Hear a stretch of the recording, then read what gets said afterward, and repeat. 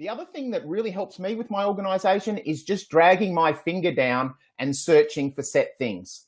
So if I'm searching for something to do with Teams, we've done a lot of Teams lately. You can see here, I've got some Wikipedia. I've got some calendar views that are related to Teams, Microsoft Teams. I've got the application itself.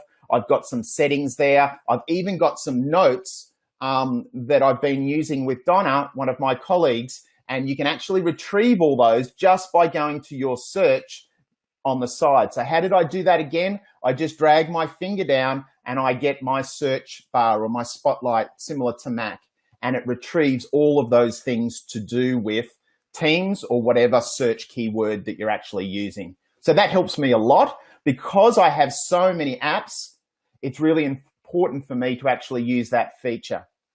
For students and people, they often like creating folders on their desktop with their apps in it. So let's have a look. I've got some Photoshop applications here. You can see I've got Photoshop and Adobe Aero. If I hold my finger down on Aero, you can see I can delete it or I can actually group it inside. And when I drag it onto another app, I can actually create little folders. Let's call this Adobe. That's cool. And all of a sudden now, I've got a little Adobe folder.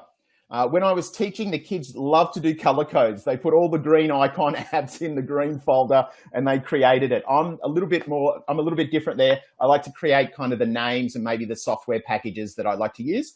But to be honest, if you use that drag down and search, that almost becomes a little bit obsolete in regard to creating those folders for me. I like to just drag and do a quick search on that app straight away.